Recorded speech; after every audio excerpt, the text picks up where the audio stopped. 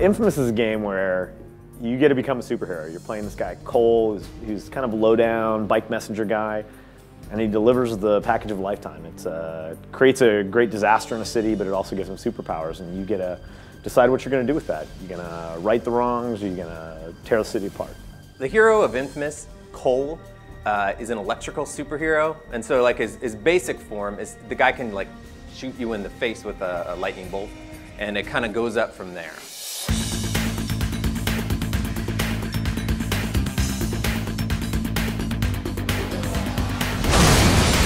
So the blast kind of half destroys a city, and it gets the city quarantined, and 14 days with no power, no police, civilization falls apart. And when the game starts, the city's already kind of under this kind of distress, and Cole is sort of just recovered from his incident and starts experimenting with his powers, and you go on that journey with him. You sort of learn the rules of your powers. You learn how to re-energize yourself. You learn how to maybe upgrade and increase those powers.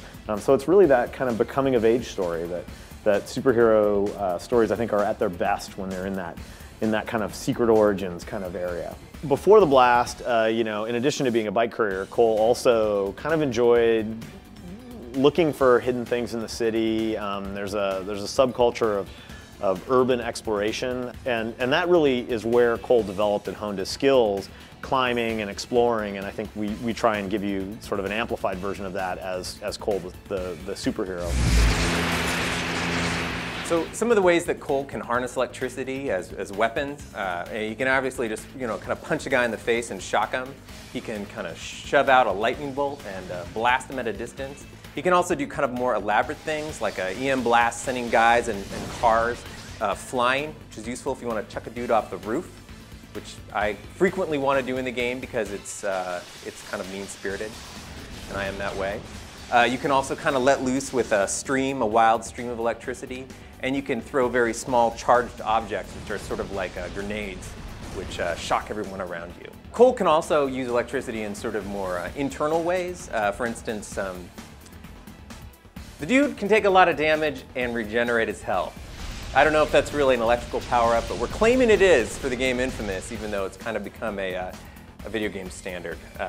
Also, he has the ability, if he jumps off a really high area or a high building, to kind of charge up his juice, so on impact, he can smash the hell out of everything around him, breaking cars to bits.